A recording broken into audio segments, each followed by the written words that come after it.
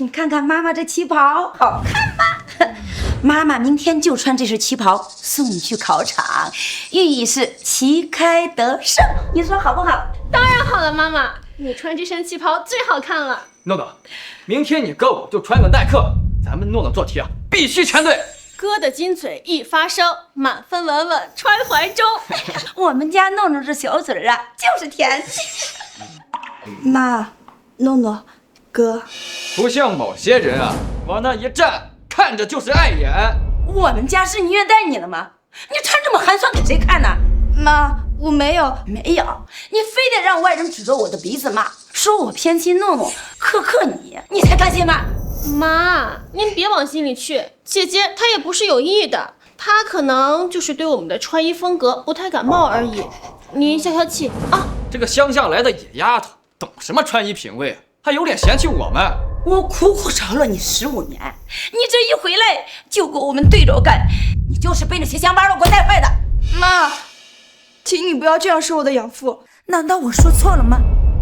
这到底不是自己从小带大的，这心呐，就是不跟我们往一处靠。你看咱们家诺诺，这虽然不是我肚子里出来的，那个贴心孝顺劲儿的，比你这个亲生的要强100倍。就是，这样看来，咱们家诺诺才更像是我们沈家的孩子。妈，您当初啊就不应该把这乡下人给带回来。我又何尝不后悔当年跟你们回家？还站着碍眼干什么？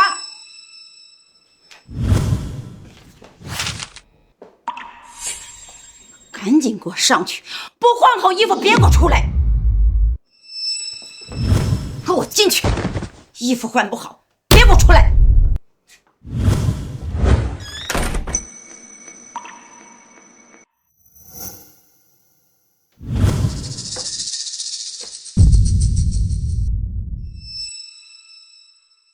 我又何尝不想穿得漂漂亮亮体面些呢？可我身上这套运动服真的是我衣柜里能拿得出最好看的一件衣服了。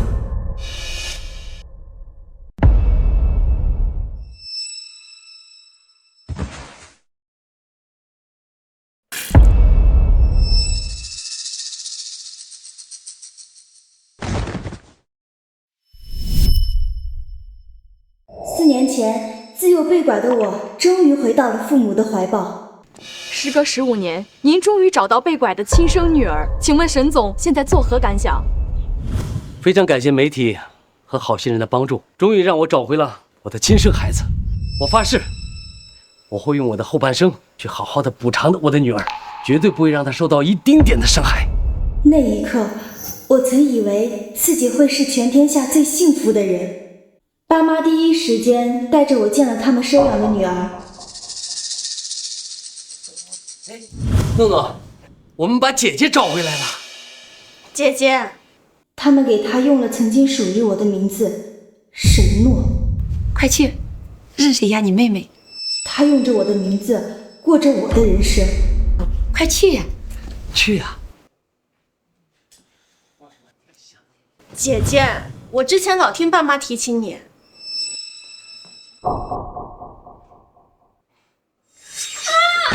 却容不下我的存在。姐姐，你为什么要这样对我？我只是想要有个家呀。诺诺，容诺，快扶起来！沈若，她是你妹妹啊！你怎么这么狠心呢你？来，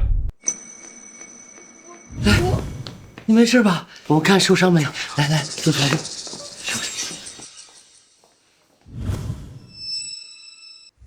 为了安抚妹妹，爸妈答应她继续用沈诺这个名字，而我只能改名沈若。从今天开始，你就叫沈若了。爸知道你嫉妒你妹妹，但是毕竟她从小跟着爸爸妈妈一起长大的，爸希望你和妹妹能和睦相处。我没有。好了，回家吧。本以为将名字让给她，我会真的重获安宁，没想到那竟是我步入地狱的开始。小诺，快看！起初遇到沈诺任性妄为的时候，他们还会跟我商量，让我让着他。小若，这是爸妈特意为你精心打造的公主房，喜不喜欢？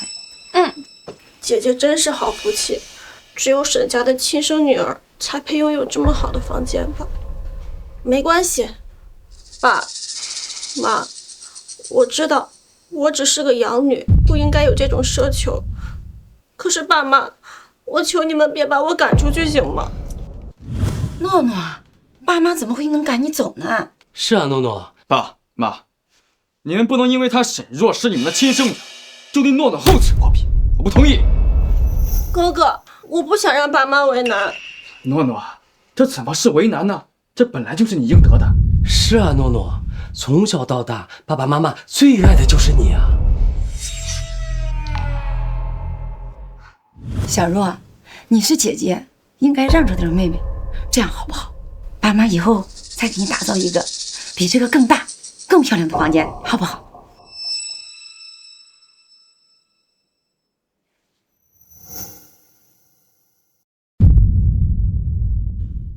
后来，他们的商量变成了命令，我的全盘接受，也变成了习以为常。诺诺，爸，叔叔好。哎，你们好，爸爸接你去补习班。爸，我同学他们都跟我一个补习班，你能顺路送送他们吗？当然可以，来上车。谢谢叔。爸，小若，你爸，我补习班都要迟到了，你快走吧。哎来了，那个小若，爸爸先送你妹妹，等会儿过来接你，等我啊。爸，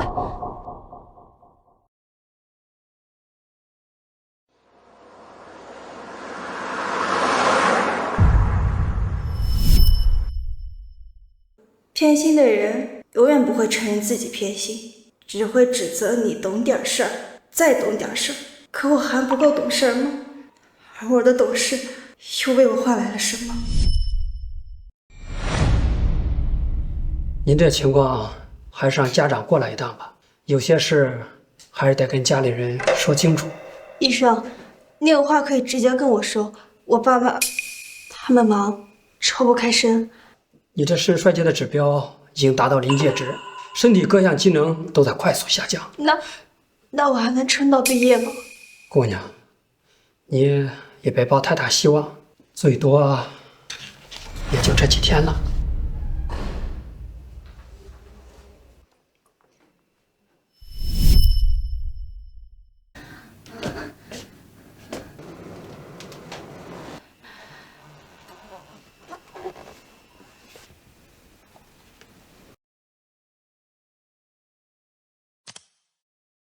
明天就要考试了，再坚持一下，身体，我求求你了，我还不想死呢，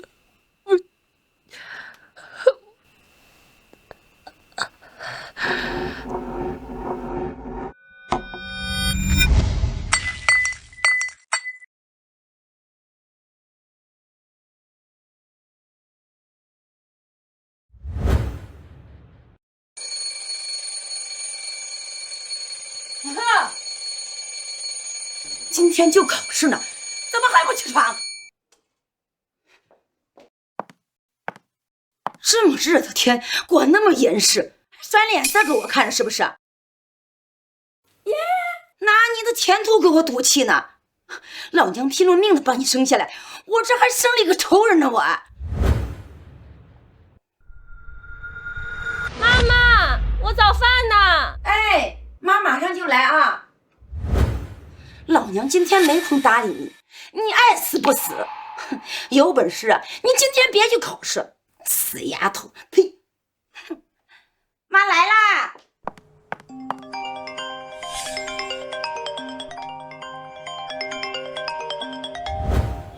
姐，来了。小姨，你怎么来了？这两个孩子不是今天高考吗？我去求了2个文商服，图个好彩头。来，谢谢小姨。哎，小若呢？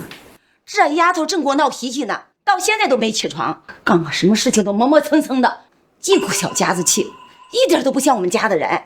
孩子努力了这么多年，为的就是今天这一天，他不会这么任性的。哼，是故意挑今天的日子，就是想触摸我眉头呗。我是要去看看他。小若，小若，小姨进来啦。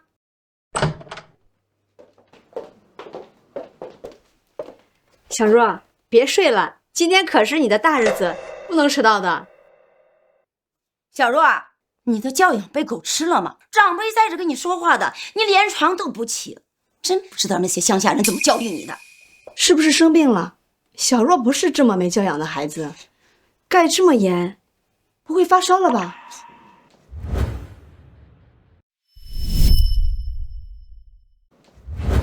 你别管他，这么大人了，自己生病就不会说吗？就让他自己在这给我作。他要是赶不上考试，就滚回乡下或种地去。姐，别这么说小若。我看他骨头到底有多硬，能撑多久。你明天不是要上班吗？赶紧走吧。小若，小姨祝你金榜题名。放那就行。走了走了。诺诺，考得怎么样啊？挺好的呀，应该没什么问题。我就说嘛，咱们诺诺一定能考上清北，说不定啊还是个状元呢。哥，还没考完呢。就算是没考完，咱们家诺诺呀，一定考得也不错。就是嘛，诺诺，你也太谦虚了。等你考完，哥一定风风光光的给你办个升学宴，让所有人都知道我的妹妹啊有多优秀。爸已经订好了机票，等你考试完，咱们一家直接去马尔代夫旅行。真的吗，爸爸？太好了！哎，小若呢？也不知道她考得怎么样。管他干嘛？这个没出息的死丫头，她就算再怎么考，也只能考个专科，怎么能跟我们诺诺相比呢？就是。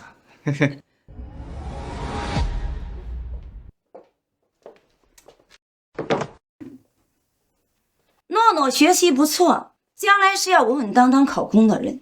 平时你多注意你的言行举止，别平白无故害了你妹妹的前途。你看看你，一进家里就给我躺床上睡觉，猪都比你有精神。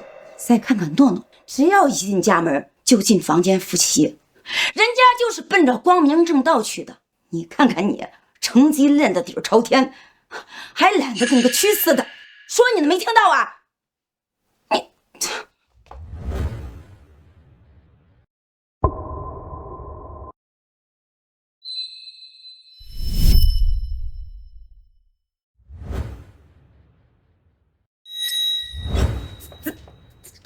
这什么味道？这怎么那么难闻？是不是又没洗澡？你说说，你都回家多长时间了，还不记得每天洗澡？真是气死我了！农村妇女的这种毛病，你什么时候才能改掉？你能不能以后不要在我们沈家丢人？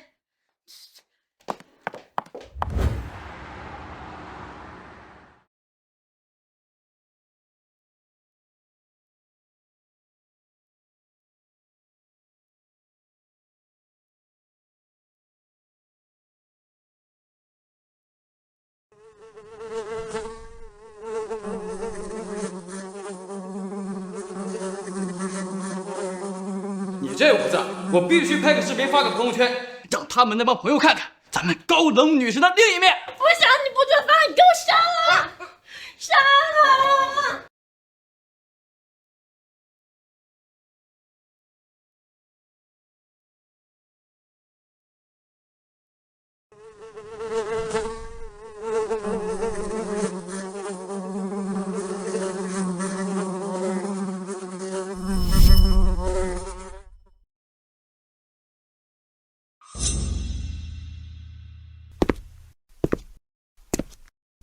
哎呦，这什么味儿啊，这么臭！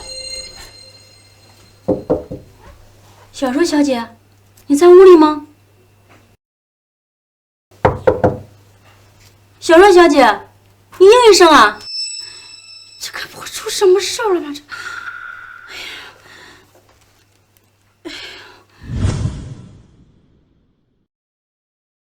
爸爸妈妈、哥哥、诺诺、诺诺啊，诺诺，我们的准大学生回来了。恭喜我们家诺诺顺利考试结束，这个花配我姑娘正好。谢谢妈妈。宝贝儿辛苦了。那咱们走吧，直接去机场。姐姐呢？这次旅行她不跟我们一起吗？我给他打了几个电话，他都没接，估计还在跟你妈闹脾气呢。要我说啊，就是把他给惯的了，你就晾他几天，你看能别扭到什么时候？姐姐也真是的，妈妈明明都是为了他好。还是我们家诺诺最懂事。那个沈若呀，要是你一辈乖呀，妈也不至于这么操心了。不提他了，咱们带着诺诺好好出去散散心。走吧，别误了航班。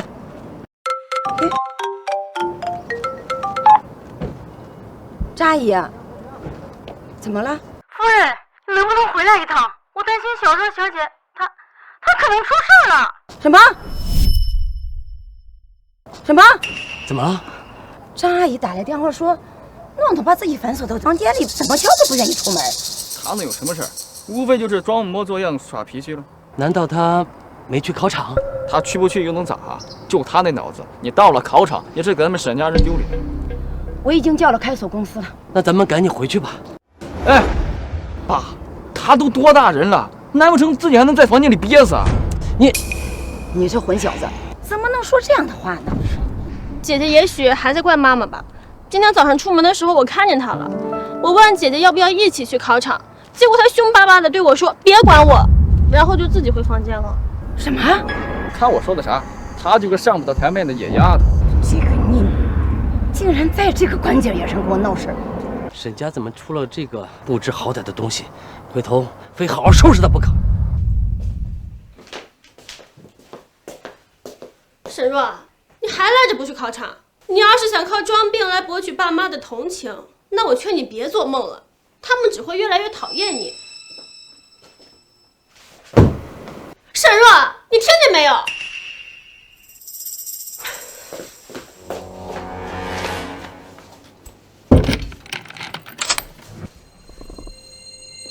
好，既然你不想考试，那我就成全你。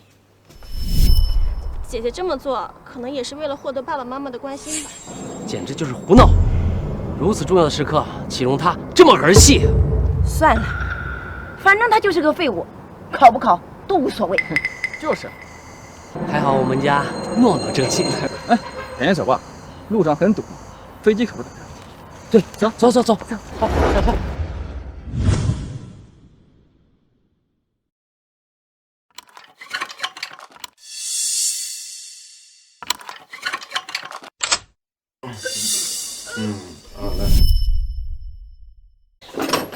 好了，谢谢师傅。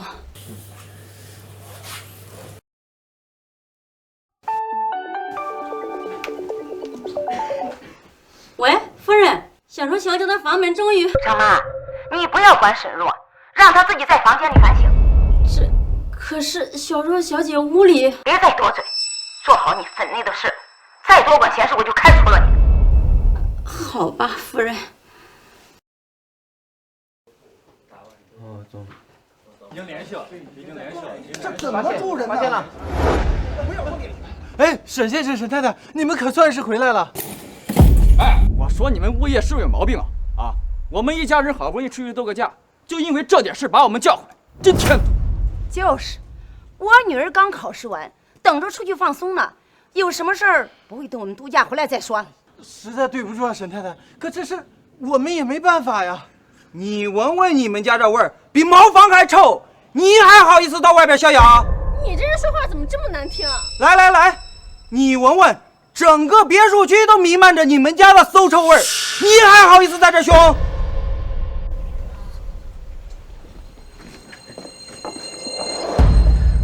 肯定是沈若那个丧门星搞的鬼。沈若从农村回来带了这些臭毛病，从来都没改过，一天不干正事就给我添乱，气死我了！别吵了，赶紧开门进去看看吧。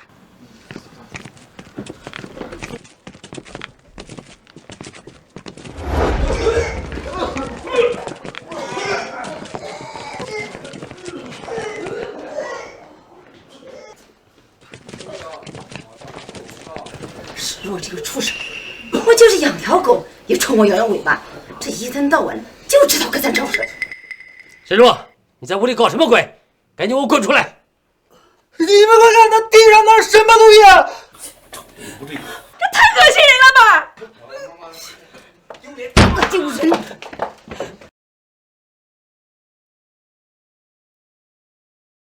啊！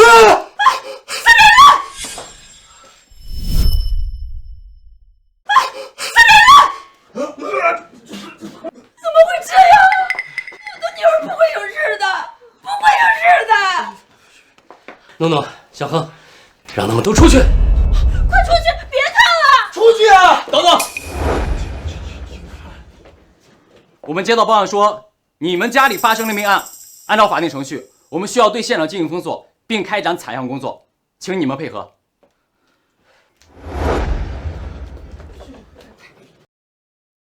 警察同志，死者是我们的亲闺女，她天天都在我们眼皮子底下，一举一动我们都看着呢，不可能是他杀，绝对不可能！我现在就联系殡仪馆，把人拉走火化，省得你们警方再分心调查了。既然你说天天都在你们眼皮子底下，那为什么人死了几天了，你们居然都没有发觉？就是，人臭了都不知道，也不知道父母到底怎么当的。哼，这话说的，晚几天呀，被蛆虫捅的骨头渣都不剩了。这孩子也太惨了，自己就这么不明不白的没了，亲爹亲妈带着个养女在外边逍遥度假，连他没了都不知道。这世上哪有这样的父母啊？真是可悲又可恨呐！是我错，是我的错，是我害了他，是我杀了他。你说什么？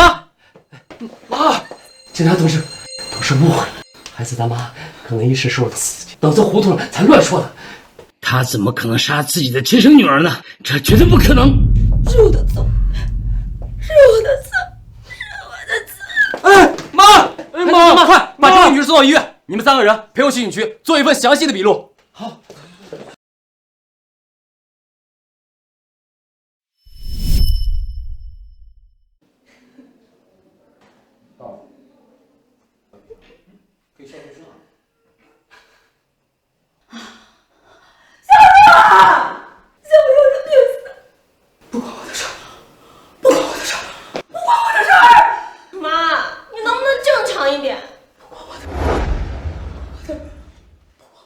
喝点水。不关我的事儿。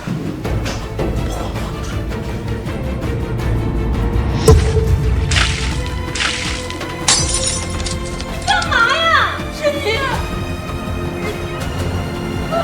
你害死的小若，是你一直欺负他，是你啊！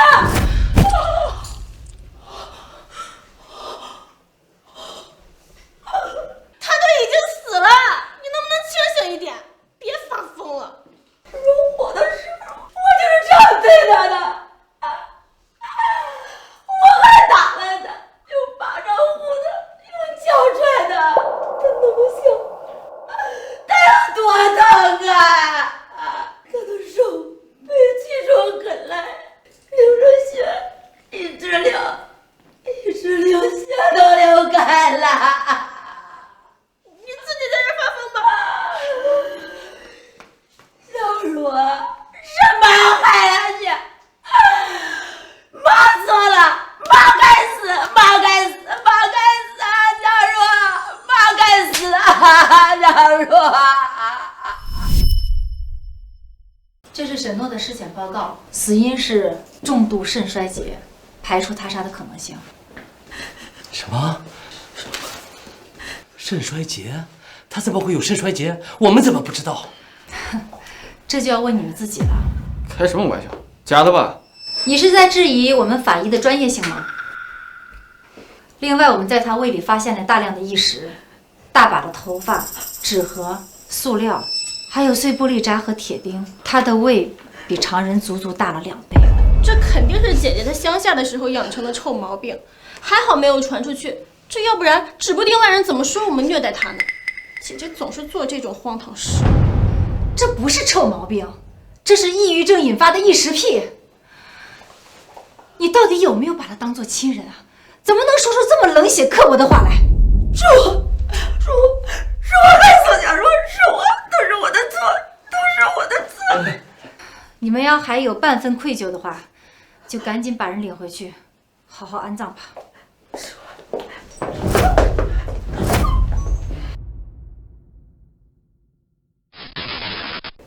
爸，我们赶紧走吧，我总感觉这里阴森森的。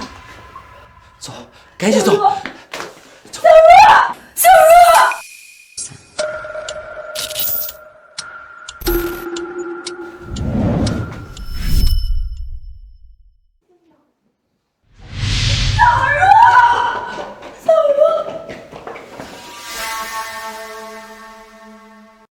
好了，大白天的，你发什么疯？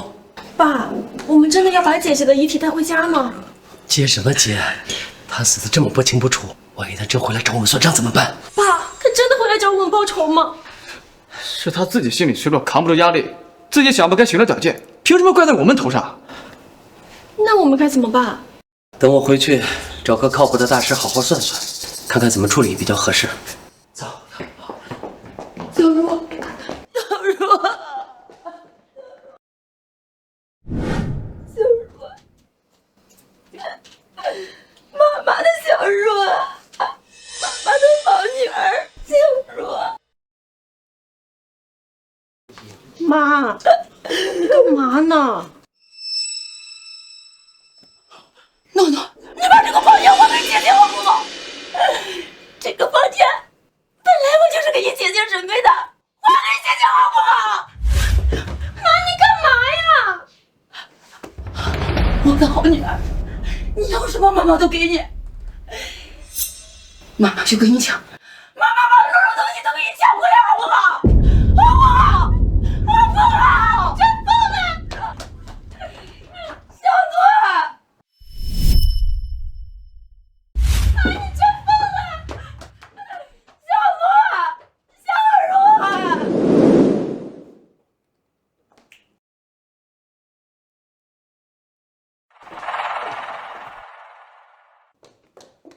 诺诺，妈，你能不能别装神弄鬼的了？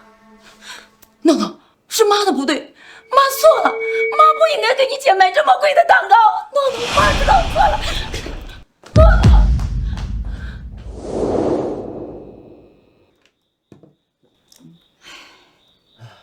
诺诺这孩子，终究还是容不下小若。你说这以后的日子可怎么办？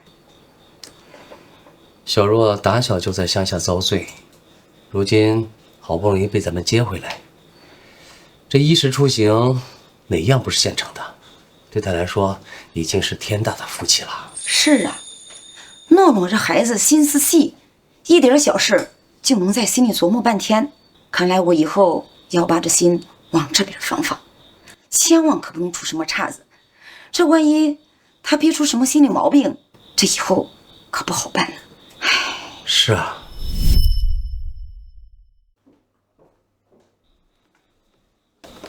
趁诺诺不在家，妈给你买的蛋糕，听说这家蛋糕很好吃，快打开吃，别让他看到了。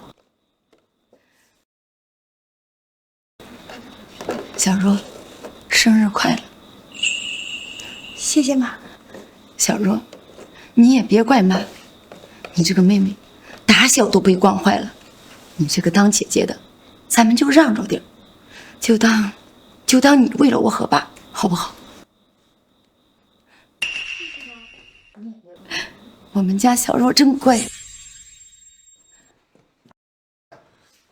个乡下人也配吃这么好的东西？诺诺，今天是你姐姐的生日，我才给她买蛋糕。妈，你之前答应过我，只疼我一个人，你骗我！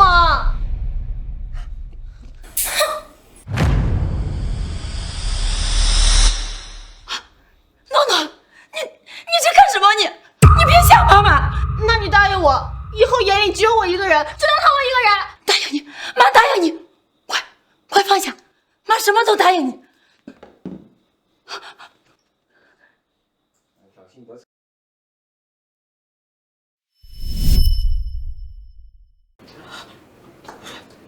不可能，目的怎么会出在小若的身上？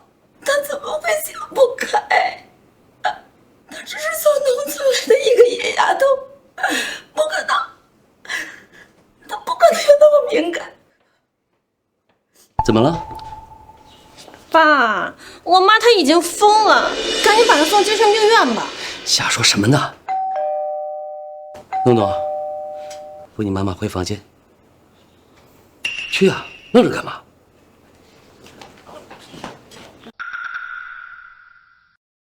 小若不会，小若不会。你好，请问是沈若同学家长吗？是的，请问你们是？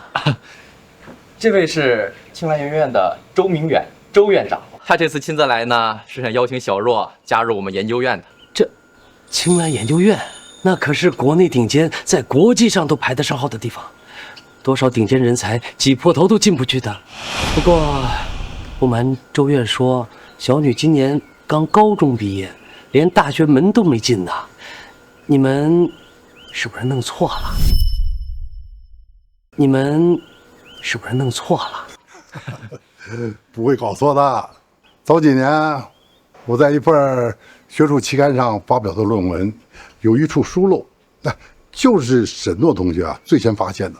他还特地写了邮件给我指出。从此以后呢，我们就有书信来往。他对一些学术问题，他的思路常常给我很多的启发呀。周院长这些年一心扑在传播设计上，那篇文章更是花了近10年的心血之作，里面的内容能看懂也是不易。可沈若同学不仅全看明白了，而且还指出了许多关键性问题。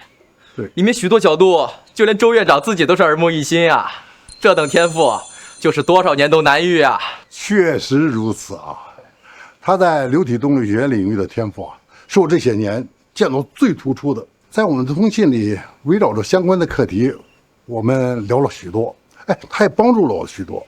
我们约定，他高中毕业就邀请他到青兰研究院，和我一起参与一些相关的设计工作。这份邀请既是对他才华的认可，也是我们早先说好的承诺。之前我就看见沈若在研究什么，难不成他们要找的人真的是他？可是沈若已经死了。那沈诺同学现在在家吗？稍等一下，我现在就叫他出来。好。诺诺，一会儿安静点头就行，其他什么都不用说，快。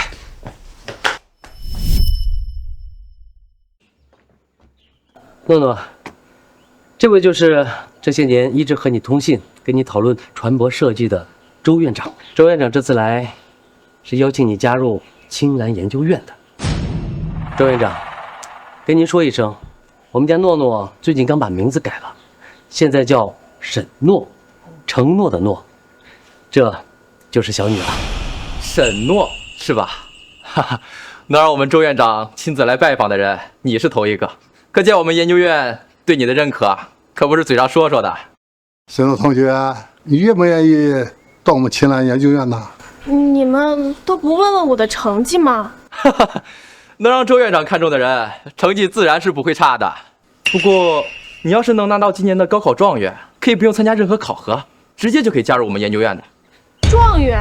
所以你今年的学习成绩怎么样啊？我这是在干什么？走，咱们看看去。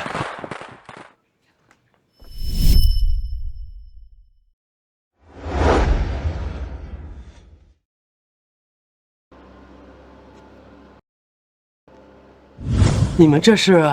你是沈先生吧？你好，我是。你好，沈先生，给你道喜啊！你女儿考上了全国的状元。之前诺诺自己估分说成绩不是很理想这才多久，怎么一下子就成了全国状元？你看，这是清北大学的录取通知书。这怎么可能？这怎么可能？怎么？这通知书有问题吗？没问题，当然没问题。我们这是太高兴、太激动了。高兴的还在后面。来，你看这市里为表扬状元，特地批下了20万的奖学金。我就说呀，沈若同学天赋异禀，绝非池中之物。如今又摘得全国冠军的桂冠，真是可喜可贺呀！那周院长，您刚才说的让我们家诺诺进青兰研究院的事儿，还作数吗？那当然作数了。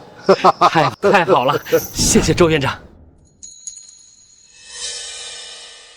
爸，这到底怎么回事？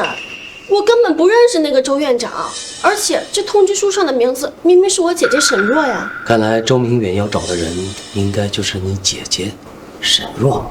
什么？这怎么可能？什么？这怎么可能？我早就知道了，我姐才是你们从骨子里疼的亲女儿，有什么好事你们肯定先想着她。你怎么能说出这种话来？这么多年，我和你妈对你什么样，你心里没数吗？那你凭什么要说周院长邀请的人是我姐？他刚刚都亲口邀请我去研究院了，你现在改口又说是他，为什么？之前我看到你姐在和别人通信，那个人应该就是周院长，这才有了这次研究院的保送名额。还有周院长亲自来邀请的人，其实应该就是你姐姐沈若。这怎么可能呢？我姐她都没参加高考，那怎么可能会是状元呢？说不定她是在考完试才去世的。再说了，你们两个人的名字本来就很像，倒也有可能是他们弄错了。对，没错，就是这样。那我姐姐她都已经死了，保送名额怎么办？事已至此，我倒觉得这就是天意。什么意思啊？说到底，你姐姐沈若终究是我们沈家的骨血，她这一死，倒为沈家做了最后一件大事，让我们沈家彻底站稳脚跟，成为行业里的龙头。诺诺，你给我记清楚了，沈若也好，沈诺也罢，从今天开始，你们就是同一个人。诺诺，到了研究院，一定要好好努力，给沈家争光。我一定努力。我的女儿是最棒的。妈，你就放心吧。沈若同学，周院长。小若，小若，小若，我是你妈妈，小若。妈，你胡说八道什么呢？我姐姐她早就走了，你在这胡说八道，让别人听见像什么样子？快别这样了，行吗？于是，你认错人了。我是你妈妈，小若。这怎么回事啊？周院长，实在对不住，我家大女儿刚刚才去世不久，我老婆一时接受不了，受了点刺激，所以……怎么是你？你们认识啊？哦，是这样的，沈先生和沈太太带着养女出去度假，亲生女儿没有得到及时救治，惨死家中。我正好是负责这个案件的法医。沈先生，我这个师妹啊，说话是直来直去的，不会弯弯绕。她说起来，在青兰研究院的时候，她是我们院最年轻的核心研究员。要是论天赋啊，那全院没有几个能比过她的。白法医，这位是……这孩子的身形怎么跟小若这么像？这是我的干女儿陈婉宁，她今天第一次来青兰报道，我带她到处转一转，熟悉一下环境。几位还有什么问题吗？没有，我只是觉得她跟我的大女儿有几分相似。那沈先生肯定是看走眼了，我们婉宁可不敢高攀，给您当女儿。白法医，你看您这话说的，我在胡思乱想什么呢？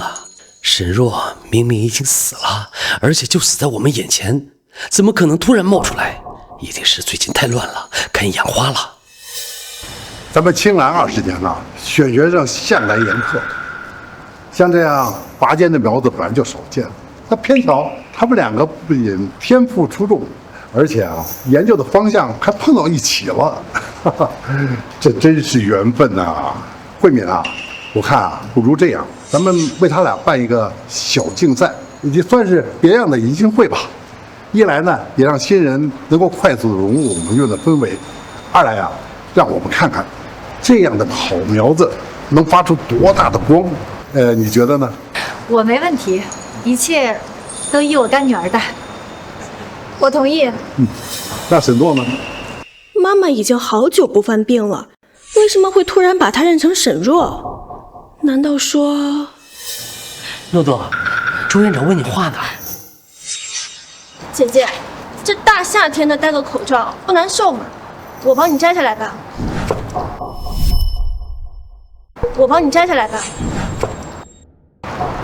你干什么？我干女儿刚做完手术，不能摘口罩。白法医，不好意思，我这女儿太想念她的姐姐了，一时冲动才有所失礼，请您见谅。我姐姐她去世的早，我就是看她长得太像我姐姐了，一时激动才……是吗？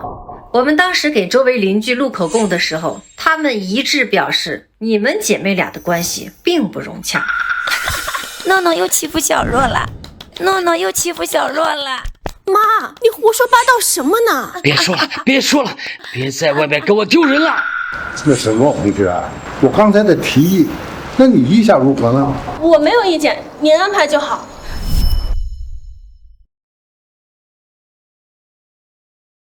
后天就要竞赛了，现在临时抱佛脚也不知道来不来得及。怎么是他？或许后天的比赛，我可以不战而胜。哎，陈同学，好巧，又见面了。闪开，别碰我！陈同学，我就跟你打个招呼，你这么凶干什么呀？请你离我远一点儿。你干妈没陪你一起来呀？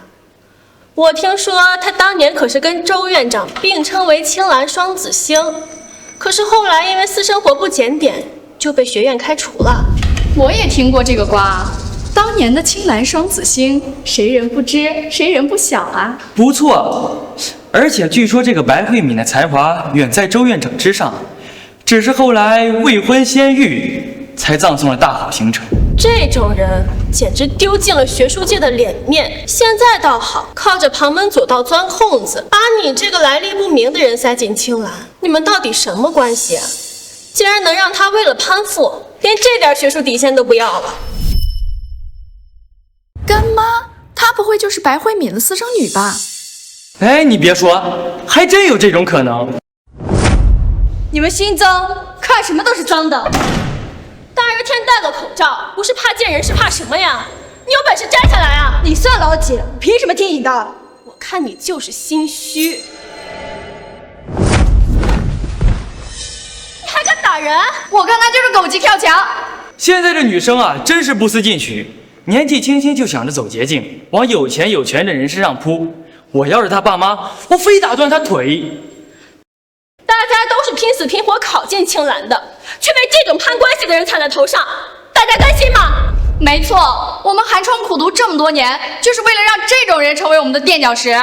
对，滚出青蓝！滚出青蓝！滚出青蓝！滚出青蓝！滚出青蓝！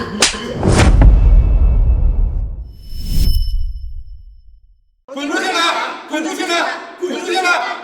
我可是全国高考状元，你这种人根本不配跟我竞赛，更不配待在青蓝。沈若什么时候成了全国状元？没错，根本不配。对，滚出青蓝！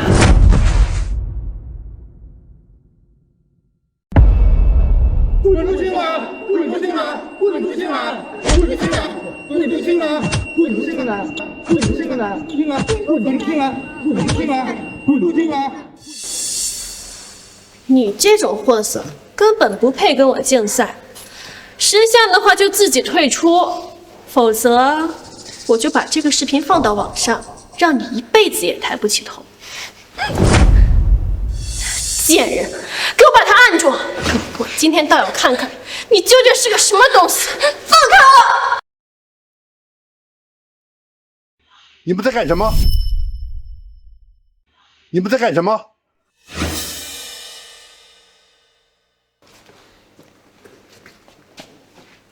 既然在食堂聚众生事，你们不想在青蓝待了是吧？是这个人他品行不端，大家都不服气，他为什么在青蓝？哎，这不是扯脸人吗？快！陈同学，没事吧？您有所不知，这个陈婉宁她和白法医的关系可不是干母女那么简单，她陈婉宁就是白法医的亲生女儿。你给我闭嘴！我们青蓝这个科研单位，凡是进来的人都是经过层层选拔筛选出来的尖子，就不会有这种乱七八糟的事情。你们都不要乱讲啊！我说错了吗？他要是清白的，就拿成绩说话。只要他把高考成绩放出来，我们就信他。我们要看他成绩单。没错，不然我们不服。看他成绩，看他成绩单，看他成绩单，看他成绩单，看他成绩单，看他成绩单，看他成绩单。您这样一味的袒护他，只怕会伤了学生们的心呢。这样您在青兰还怎么服众？你到底想怎么样？很简单，只要你把口罩摘下来，我们要你的背调，看看你到底是不是凭真本事进的青兰。怎么不敢呐？那你就自己滚出去，别让我们再看见你。滚出去！滚出去！滚出去！滚出去！滚出去！滚出去！好，我摘。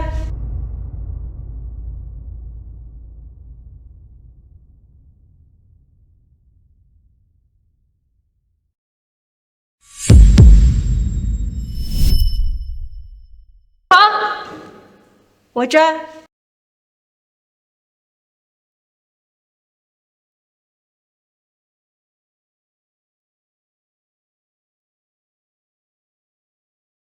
哎，这么严重？快送医务室！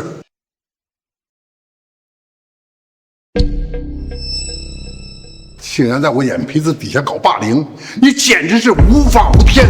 我不是故意的。沈诺，我劝你收敛一点。要不是看你是难得一见的天才，我早把你赶出青兰了。今天的事儿，暂且给你个院内警告处分。后天的竞赛，最好不要让我失望。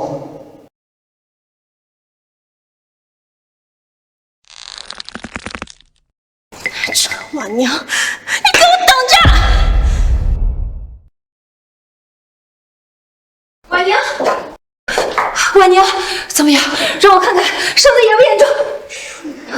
哎呀，不碍事的干妈，一点小摩擦而已。他们简直无法无天！不行，我得报警。干妈，现在还不是时候，马上就是知识竞赛了，是时候给他们准备一点惊喜。你决定了？是时候给他们准备一点惊喜。你决定了？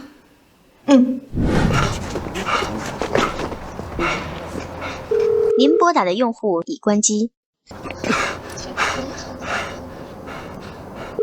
您拨打的用户已关机。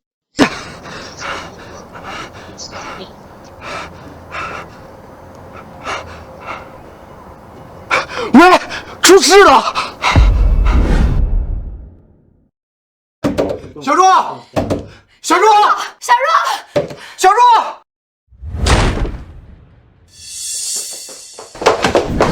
小若，小若，快送进医院！来。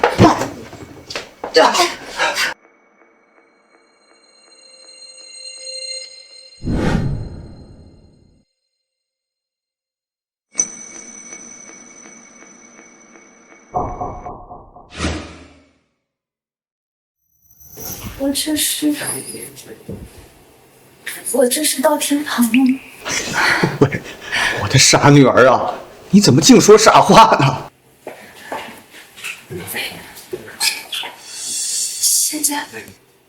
现在几点了？8点半了。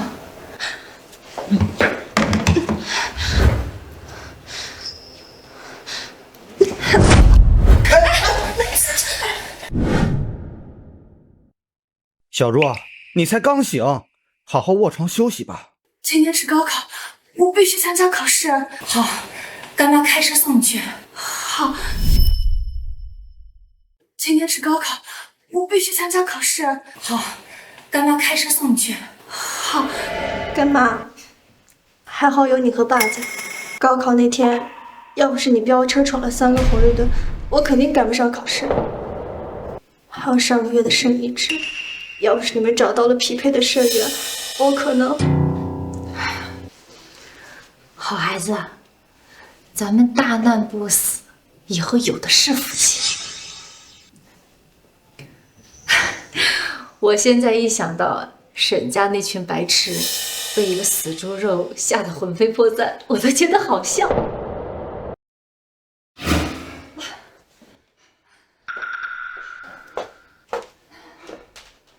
这样能行吗？这可是定做的高度仿真假人，我还在里面填充了猪肉。只是这样做真的有必要吗？这也算给他们沈家人一个考验。如果他们能及时发现的话，就证明他们还是在乎小若的。那他们要真的没发现呢？那我就带小若走，给他改名换姓，从此以后跟沈家人再无半分关系。行。那我就带小若走，给他改名换姓，从此以后跟沈家人再无半分关系。月婷啊，还是你们家诺诺优秀，这青兰可不是什么人都能进来的。是呀，不像那个沈若，就是一个丧门星。我们沈家呀，也不知道造了什么孽，出了这么个东西。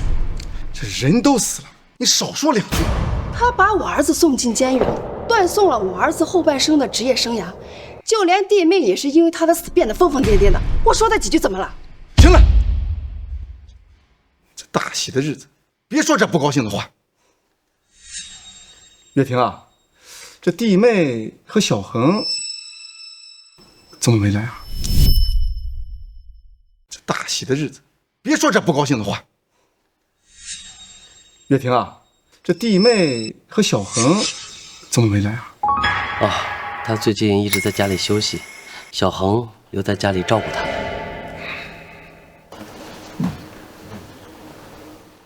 各位，我们的竞赛马上开始，下面有请我们的参赛选手沈诺和陈婉宁。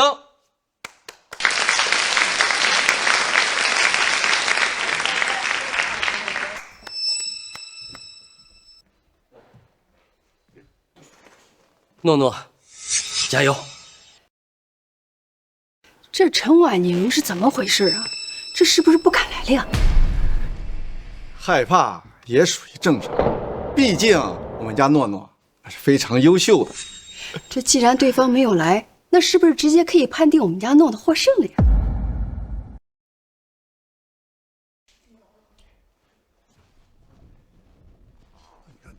没来，他们木吧。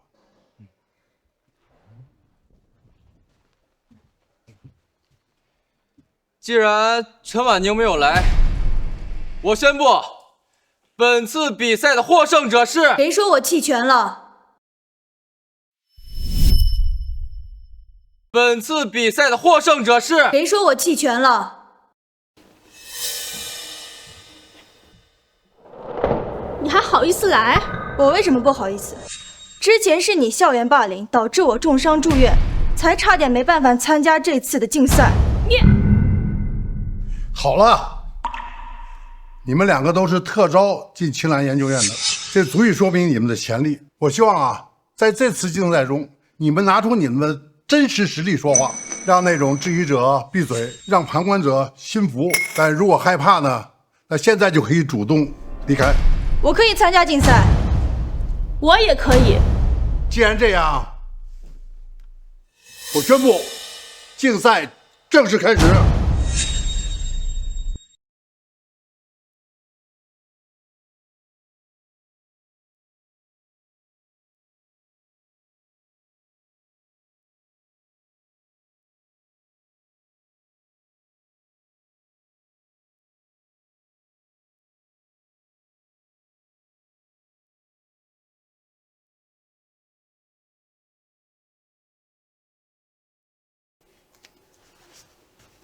我写完了，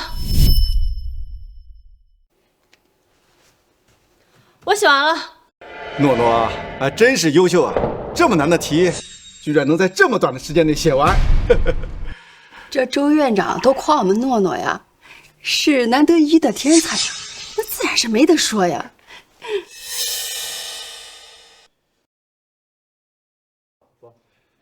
时间到，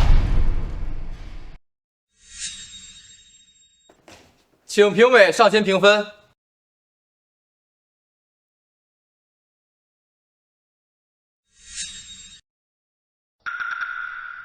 这个解题的思路啊，非常新颖。哎，我已经有很久没看到这么有才华的年轻人了。他怎么会知道这套方程式？这场比赛我赢定了。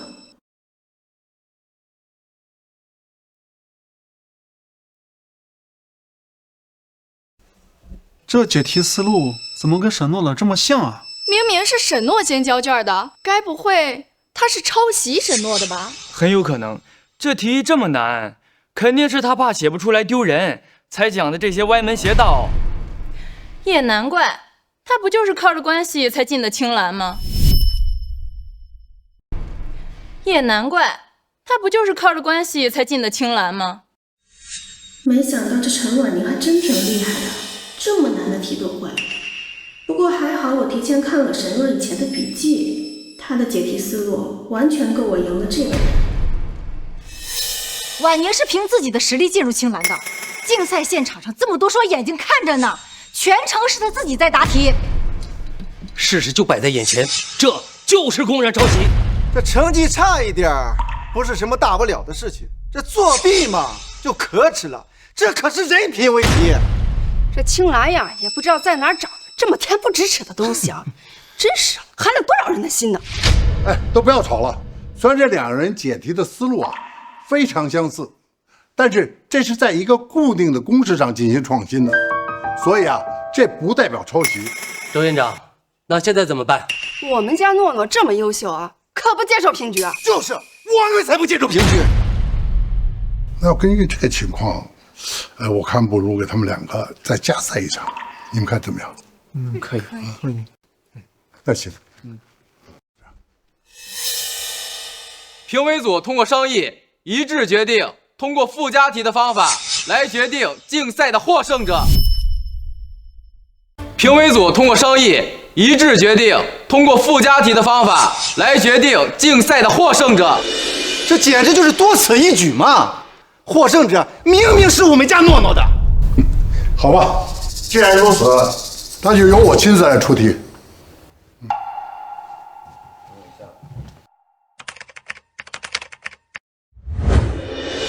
好吧，现在答题开始。这不是沈若发给周院长邮件里所提及的方程式吗？我的好姐姐，这次你可真是帮了我一个大忙。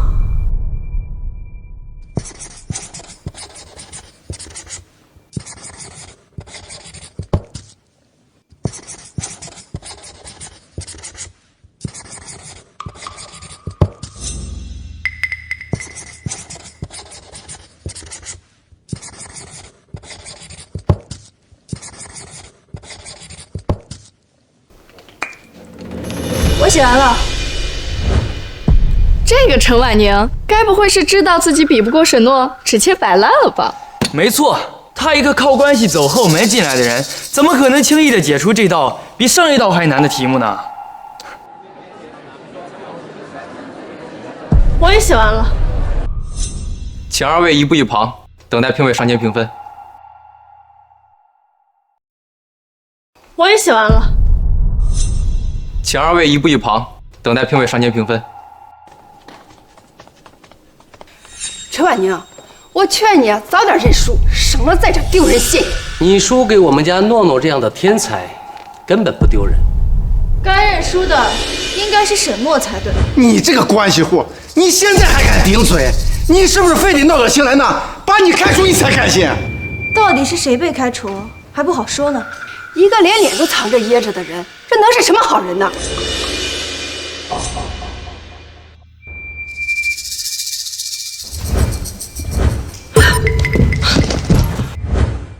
小若，沈若，你没死？这绝对不可能！怎么了？这是？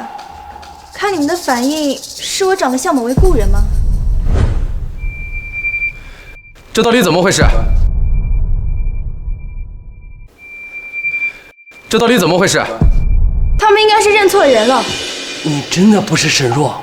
沈先生，您怕不是已经忘了，您的亲生女儿因为你们的疏忽，尸体已经被蛆虫啃咬的连渣都不剩，又怎么会出现在你们的面前呢？没错，我姐姐沈诺已经死了。你不可能是沈若，你不是沈若，绝对不是沈诺。什么蛆虫咬啃的？诺诺，他说的什么？小若不是因为生病去世的吗？他刚才说的疏忽，这是怎么回事？小若虽然平时是不懂事了些，但毕竟是我们沈家的孩子。小若是你的亲生女儿，你是怎么对待她的？这小若到底是怎么死的？这到底是怎么回事啊？我们带诺诺去毕业旅行，是我们疏忽，没有及时发现小若去世了。你说什么？你太大意了，小若可是你的亲生女儿啊！这些事情晚点时间我再给你们解释好吗？沈先生，如果我没记错的话，您亲女儿的尸体现在应该还在太平间里躺着吧？你们如果想去看看，现在还来得及。什么？你说什么？小若的尸体到现在还没火化呢？这不都是已经死好几个月了吗？是算命大师说，不能把小若的尸体拉回去，要不然咱们沈家都会倒大霉的。你到底是不是小若的亲生父亲呢？你怎么能这样对她呢？你到底是不是小若的亲生父亲呢？你怎么能这样对她呢？哎，够了！加赛的结果现在可以公布了。在此之前，我想向沈诺同学问一个问题：你是怎么想起来用这个公式来解决这道题的？当然是因为这是最方便便捷的解法。这可是沈若和周院长信中提到的公式，绝对不会有问题。获胜的应该是我们家诺诺，对不对？这还用说？这肯定是我们家诺诺获胜。我宣布，这次竞赛的获胜者是陈婉宁同学。什么？陈婉宁就写了3行半，他凭什么赢？这果然是关系户啊，可以公开作弊，这真是无法无天了。我承认，我有私心，我向大家道歉。周院长怎么能这样？这种级别的比赛怎么可以公然舞弊？我也要向陈婉宁同学道歉。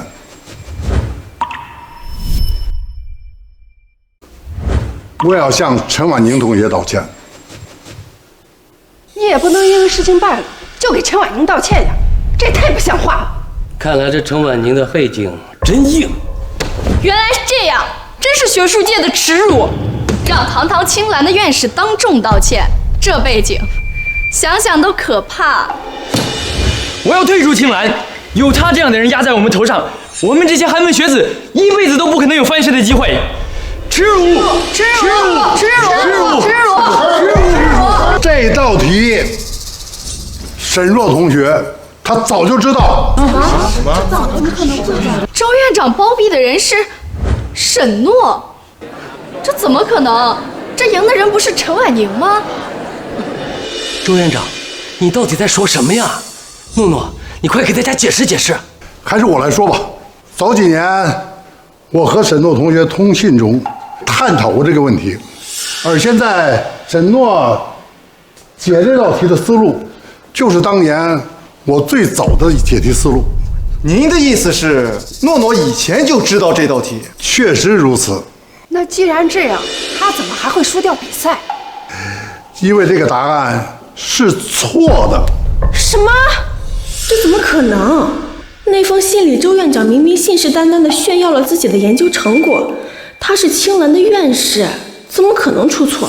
沈诺同学，你忘了吗？当年我们通讯的时候，清清楚楚指出这种解题思路是错误的那个人，就是你啊！清清楚楚指出这种解题思路是错误的那个人，就是你啊！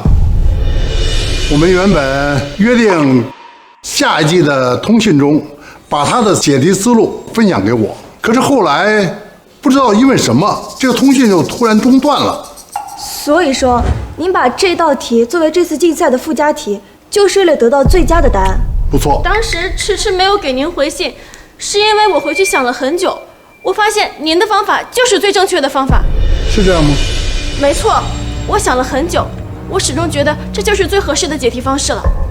果真如此啊！当然了，这可是您研究了一辈子的心血，怎么可能会出错？我当时太不自量力了。沈诺，你太让我失望了。这周院长，你到底是什么意思？这诺诺到底做错什么了？当然是马屁拍在马蹄子上。周院长生平最讨厌这种人。是啊，周院长之所以如此重视沈诺，就是因为沈诺在周院长发表的论文上提出了质疑。这才几年啊，沈诺怎么变了？你们懂什么？这是我们家诺诺有教养，不想在大庭广众之下驳了周院长的面子。这是我们家诺诺有教养，不想在大庭广众之下驳了周院长的面子。那也不能因为这样就判定陈婉莹获胜呀。是呀，这个结果我们不服。陈婉莹获胜，是因为她写出了真正的正确答案。怎么可能？他就写了2、3行，怎么可能是正确答案？越是困难的问题，往往解题的思路越简单。但是当年你告诉我的，你忘了？用自己否定过的答案进行解题，又对自己曾经说过的话一问三不知。师兄，你真的核实过现在站在你面前这位同学的真实身份吗？有没有可能，这封信根本不是他写的？不是我，难道还是你吗？婉宁同学提出的是合理的质疑。沈诺同学，你这么激动，该不会是心虚吧？谁心虚了？我根本没有。周院长都说了，一直跟他通信的就是我们家沈诺，还会有错吗？据我所知，沈先生，你还有一位大女儿叫沈若，宛若的若，从小成绩优异，尤其擅长科研，并且获得过多次奖项。从小成绩优异，尤其擅长科研，并且获得过多次奖项。你不要乱讲话。是呀，我们沈家的事你怎么知道？沈先生，你怕是忘了，是我给你的大女儿做的尸检，她的资料我自然是知道的。哎，那你的意思是，当年和我通信的沈诺是他的大女儿？哎，沈先生，这到底是怎么回事啊？那当时你也是言之凿凿告诉我，和我通信的就是沈若，后来才改名叫沈诺的。哎，你自己也当时亲口承认的呀。是诺诺，真的是诺诺。恐怕沈诺并非沈若。师兄，今天这件事，希望你能给婉宁一个交代。这个自然。为了保证我们竞赛的公平性，我们组合评审组联合出题。3天后，在直播镜头前，我们为他们举行一场正式的竞赛。你们看怎么样？陈诺同学有什么问题吗？我没问题。那好，就这样定了。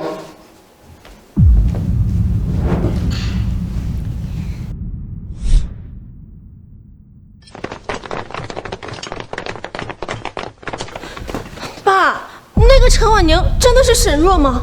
不可能，绝对不可能。那天我们亲眼看见他的尸体，就算是华佗在世，也不可能将一滩烂肉变成一个活人。可是他的眉眼跟沈若真的很像。像又怎么样？想要弄明白也容易，咱们去看看不就知道了吗？走。想要弄明白也容易，咱们去看看不就知道了吗？走。爸，这里面到底哪个是沈若呀？这太远了，我也看不清啊。终于想起来把女儿领回去了。你不声不响的，想吓死谁？白法医，人吓人会吓死人的呀！不做亏心事，不怕鬼敲门。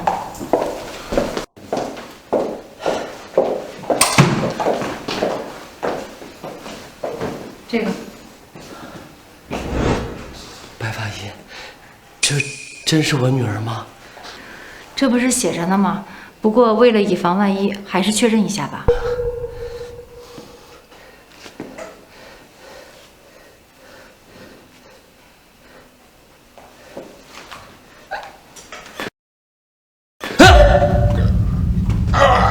确认了吧？确认了，你快把布盖上吧。真的不再确认一下吗？万一弄错了？不会弄错的，这就是我的女儿沈若。那把字签一下，领走吧。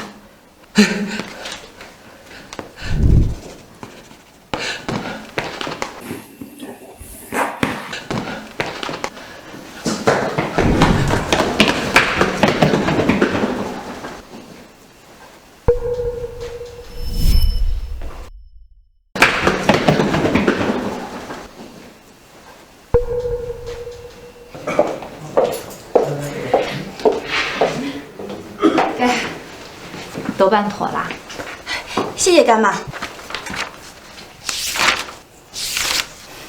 有了这个，我就可以跟沈家彻底断绝关系了。太好了，找个时间啊，把你的户口落在我名下。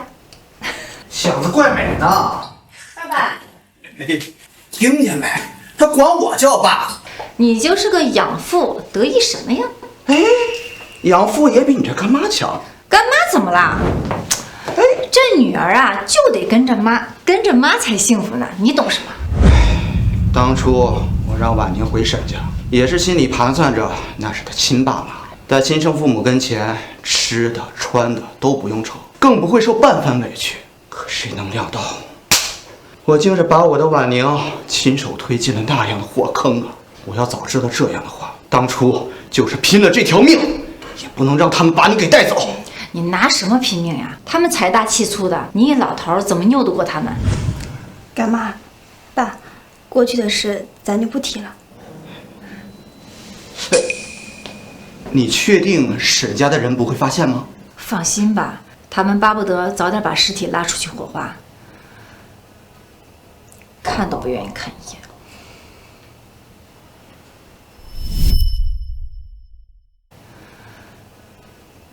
看都不愿意看一眼。单靠沈若的笔记，很难赢陈婉宁，我得再想个办法。哟，这是谁欺负我们家小妹了呀？大哥，你怎么来了？我听说沈若的死丫头今天火化，我特意过来给你们庆祝一下，怎么不欢迎我？这傻子倒是可以利用一下。怎么会呢，大哥？只是什么？只是大哥，恐怕你要失望了。失望？什么意思？沈若她没有死。你说什么？大哥，你没听说吗？有个叫陈婉宁的，简直长得跟沈若一模一样。只有让沈潇觉得陈婉宁就是沈若，他才能帮我阻止陈婉宁参加竞赛。唉，只是长得像而已。这事儿我也听我爸妈说了，沈若都要火化了，怎么可能活着呢？就是说呀，我也不信。可是他们两个人实在是太像了。能有多像？无论是身材、样貌、气质，还有说话的方式，我不说10分像，起码得有9分半。如果有机会，我倒是想亲自去查一查这个陈婉宁的来历。好，我这就去会会这个陈婉宁。按沈潇对沈若的恨意，陈婉宁，你就自求多福吧。按沈潇对沈若的恨意，陈婉宁，你就自求多福吧。爸，你就放心吧，我参加完竞赛就回来了。好。沈若，还真是你！你认错人了。别他妈装了！你害老子进局子，你就算他化成灰，老子也能认出来你。我再跟你说一遍，你认错人了。我叫陈婉宁，不信你看我证件。你还装？真是老天有眼了，让你落在我手里。我可没时间陪你发疯。你他妈敢打我！今天我就送你上路。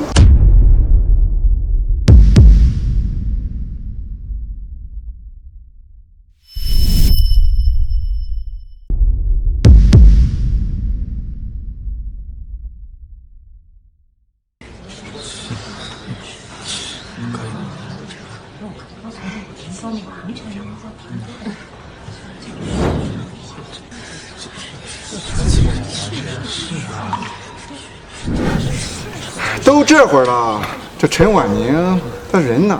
该不会是认怂了吧？他肯定是觉得呀，比不过咱们家诺诺，吓得不敢来了。在我们家诺诺这么优秀人的面前，他临阵脱逃也实属正常。哎，各位评委，人到现在还没来，是不是该取消他的比赛资格了？时间快到了，婉宁怎么还不来？陈婉宁，今天的第一只能是我。院长，时间差不多了，我们还继续等吗？那依下流程来吧。是。我宣布，本次竞赛比赛开始，请选手作答。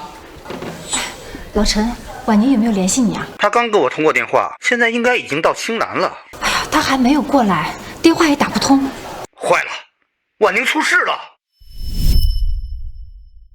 坏了，婉宁出事了！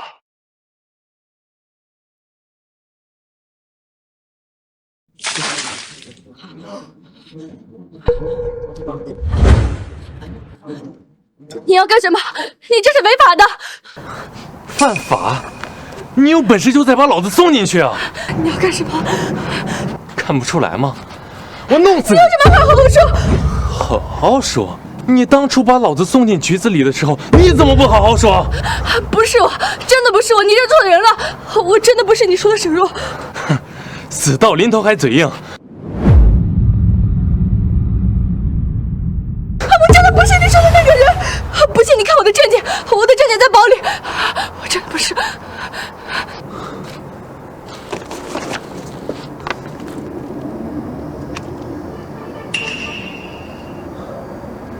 你真的不是沈若？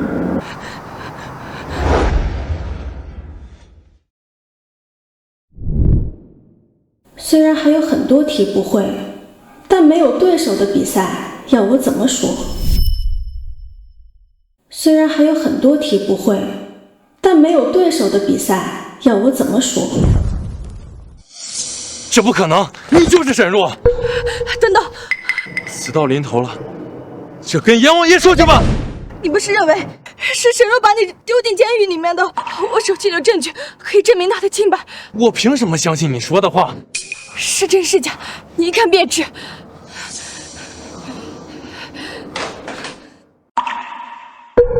怎么是他做的？你真的是沈若？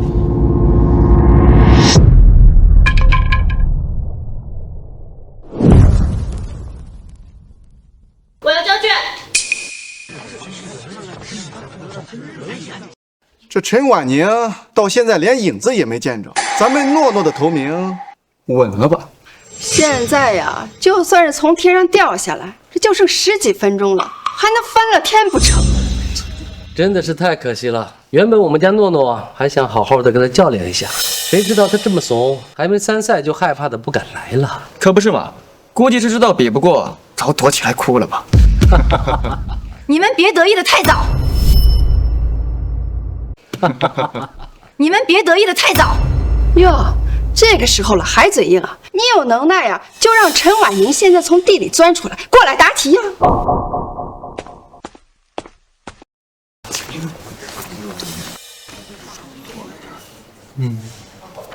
这是可以。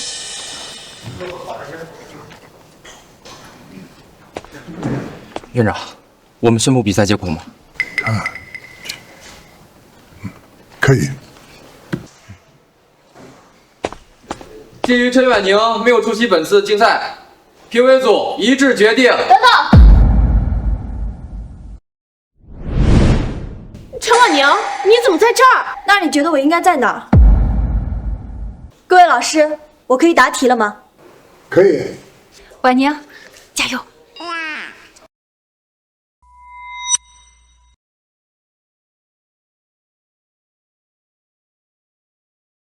这就剩10分钟了，他能答几道题？是啊，他就在做无谓的挣扎呀。这就博眼球，输了也能说自己努力了。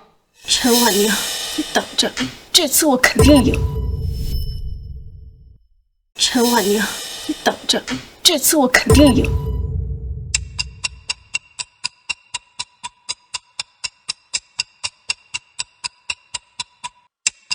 时间到，请选手停止作答。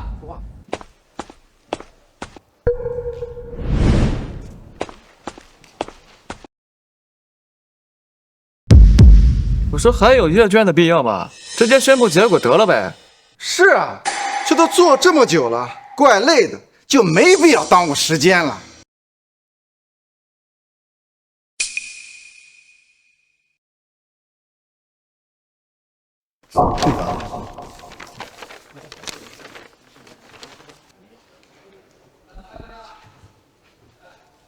下面我宣布，此次竞赛的获胜者是陈婉宁。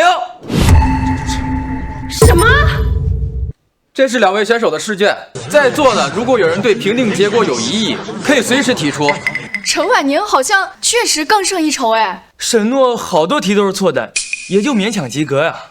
这沈诺不是今年的全国状元吗？怎么就这水平？是啊，会不会搞错了呢？确实是搞错了，全国状元是他姐姐沈若。全国状元是他姐姐沈若。市长你好，这到底是怎么回事？沈若与沈诺2名考生姓名高度相似，当时我们疏忽，把若看成了诺，所以才造成这场乌龙啊！可录取通知书如果错误的话，那清北那边为什么没有派人来取消诺诺的入学资格啊？清北的录取通知书上面是沈若，况且沈诺来了青兰，他没有去清北报到啊。说这个疏漏，我们没有及时意识到啊。不对，沈若在高考前一天就去世了，他根本就没进考场，怎么可能成为状元？没错，法医已经鉴定过了，我姐的死亡时间就是高考前一天。奇怪了，难道死人还能爬起来考试不成？这2个人的名字那么像，会不会是清北那边把通知书搞错了？对，一定是清北搞错了，状元只能是我们家诺诺。为了核实情况，我们成立了特别调查组，调取了所有考场监控，还对试卷进行了笔迹鉴定。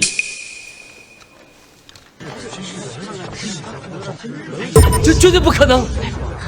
大家快看，陈婉宁的试卷名字，沈若，她是沈若，陈婉宁就是沈若，不可能！陈婉宁就是沈若，不可能！陈婉宁，你少在这装神弄鬼！沈若已经化成灰了。我装神弄鬼，是你告诉堂哥我就是沈若，还撺掇他在赛前把我绑走的吧？你少在这血口喷人，我根本没有。要不是养父发现的及时，我现在已经变成沈潇铁棍下的冤魂，正好碎了你的心意，对吗？沈诺同学，你到底是怎么回事？诺诺，你快说清楚呀！他怎么在这胡扯？你沈潇哥到底去哪儿了？肯定是你考不过诺诺，就编这种话来污蔑他。我们诺诺才不会做这样的事儿。都这个时候了，沈恒，你还护着你这个妹妹？他是我哥，护着我天经地义。我劝你早点说实话，你到底是谁？你不是天天盼着我是你姐姐吗？好啊，我成全你。我就是沈若。不可能，绝对不可能！沈若明明已经火化了。我原本可以安安稳稳当一辈子的陈婉宁，是你们沈家非要把我往死路上逼。这到底唱哪出啊？听说沈若才是沈家亲生女，这个诺诺是抱来的养女。我也听说了，当初沈若死在沈家，还是隔壁邻居闻到臭味才报的警，发现的时候尸体都已经腐烂了。这家人就是偏心养女。这么说，这真是王者归来，回来讨公道了。我能证明她就是沈若，我能证明她就是沈若。大家看清楚了，这是陈婉宁与沈先生的亲子鉴定书，上面清清楚楚地写着2人是亲生父女关系。这不可能！沈若真的是沈若，可你明明已经臭了，烂了，还是说早已经被你们送去化成一把灰了？沈先生，你怕不是老眼昏花了吧？连自己的亲生女儿都不认识了？我从小就患有严重的肾衰竭，在高考的前一天，我晕倒在了家里。是我爸，是我养父给我打电话，发现没人接，就知道我出了事儿，于是和我干妈一起找到了我。还好发现的及时，我成功撑过了高考，做了肾移植手术，这才捡回了一条命。如果你没死，那3天前火化的遗体是谁？那根本就不是人，那不过是填充了猪肉的假人罢了。什么？那不过是填充了猪肉的假人罢了。什么？姐，你怎么能这样呢？爸妈待你不薄，你怎么能戏耍他们呢？少装好人，收起你套伪善的嘴脸吧。你们当初但凡多看我一眼，就该发现，那根本就不是我。岳婷，你当真没有去确认一下那个人到底是不是小若？是啊，岳婷，这再怎么说她也是你的亲生女儿，你怎么能这么马虎呢？这真不能怪我呀！当时那具尸体高度腐烂，我怎么确认呢？你不是不能确认，而是你打心里觉得我根本就不重要。哈哈，这不管怎么说，小若活着是好事啊！两个闺女都考上了青兰，沈家是双喜临门啊！小若，赶紧跟你爸回家。我什么时候答应要跟你们回家了？沈若，你别给脸不要脸啊！姐姐，大伯跟伯母都已经原谅你的错了，你就跟他们回去吧。沈若，当初你把沈家闹得鸡飞狗跳的，我们都已经不追究了，你怎么还现在摆架子呢？之前把沈家搅得鸡飞狗跳的另有其人。之前把沈家搅得鸡飞狗跳的另有其人。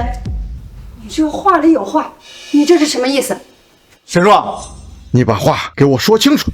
我的意思是，之前那件事儿根本就不是我做的。不是你是谁啊？那你们就要好好问问你们的侄女了。诺诺，他说这话到底是什么意思？你快说呀！姐姐，你怎么能在摄像机面前说这些呢？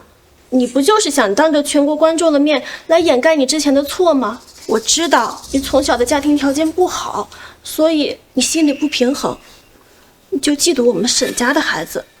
可是我们都是一家人呀，不管怎么说，你做了什么错事，我们都能原谅你的，姐姐。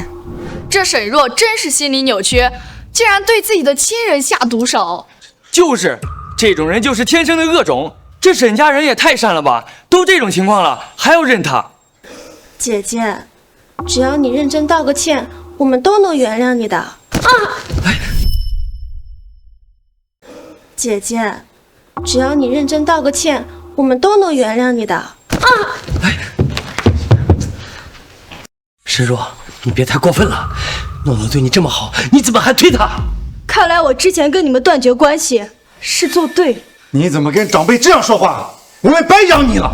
真是家门不幸啊！我们沈家怎么养出了你这么个逆女？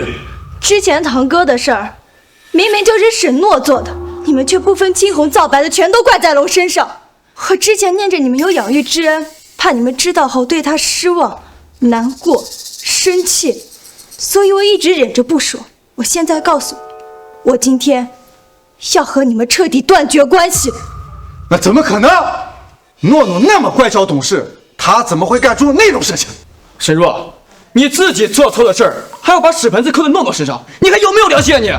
犯了错还不知道悔改，你这种人就不配再回沈家。沈若，我们沈家的脸都让你丢尽了，我今天要当着所有人的面，好好的教训教训你。二叔，别动小若。好好的教训教训你。二叔，别动小若。我看这个是我女儿。哎，这是我女儿。哎，干嘛后边站？怎么是你？哎呀，儿子，来，儿子，你忘了当初他是怎么骗你的？爸妈，我们误会小若了。儿子，你可别被沈若给骗了呀，这都是他的一面之词呀。妈，我没有被骗，当初我也以为是小若骗的我，直到我看到了那个视频。视频？什么视频？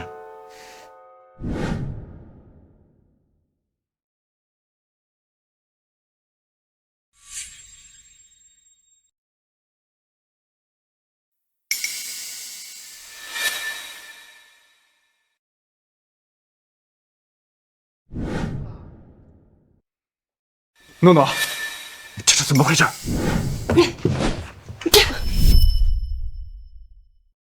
诺诺，这是怎么回事？都是你害的我儿子，我打死你这个畜生！枉我们一家对你这么好，你竟然做出这种事情！是的，不是的。沈诺，我们沈家到底造了什么孽，才收养了你这么个狼心狗肺的东西？我今天非要打死你！我没有你这个妹妹。伯母，我知道错了。混账东西！今天非替你爸爸好好教训教训你。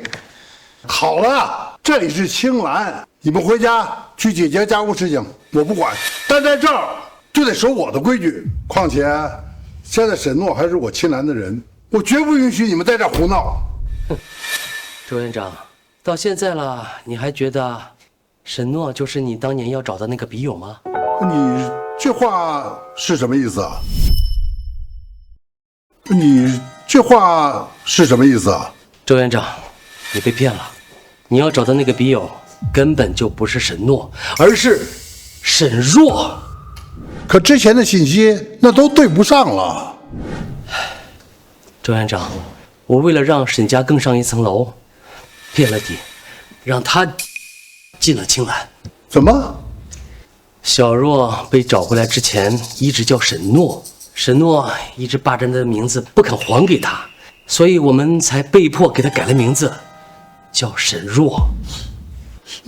所以你一早就知道我要找的是小若。都是我的错，当时我就是觉得反正小若已经不在了，空着一个名额，不如让给诺诺，反正肥水不流外人田嘛。哎呀，你呀就是猪油蒙了心。小若，都是爸爸的错，爸爸不好，爸爸给你道歉好吗？别，我可受不起。小若啊，之前是大伯错怪了你，就请你原谅大伯吧。啊，是啊，小若，毕竟啊，我们都是一家人的。一家人，我可跟沈诺做不了一家人。一家人，我可跟沈诺做不了一家人。小若，都是爸爸的错。如果你答应跟着我回沈家，我现在就立马就把沈诺逐出家门。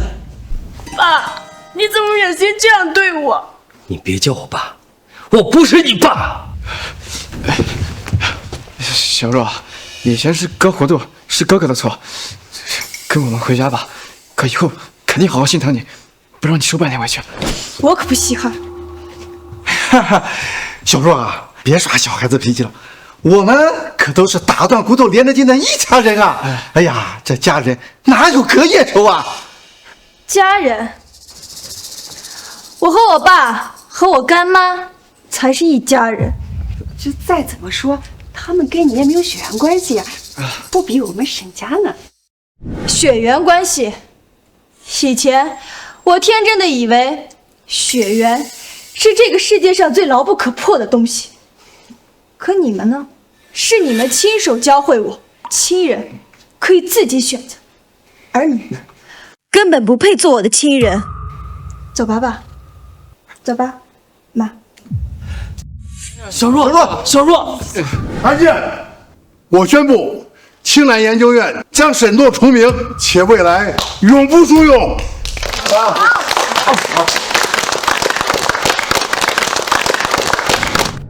完了，这下全完了！完了，这下全完了！哎，我们现在去哪？当然是去派出所啊！赶紧把婉宁的户口落到我这儿来，以后你就是我陈露名正言顺的女儿。你想得美！婉宁，听干妈的，户口落我这儿，女儿当然要跟着妈才好了。我给你做好吃的。姓白的，你怎么回事啊？你这是明摆着要跟我抢女儿啊！落我这儿！什么叫抢啊？婉宁从小就跟我亲，我可是她干妈，女儿当然要跟着妈妈才好呀，我还能天天陪着她呢。就落我这儿了，听我的啊！落我这儿！哎呀，落我这儿！哎呀，好了好了，你们都别争了。要我说啊，咱们3个直接落一个户口本就得了，这样谁也不用争了。走啦！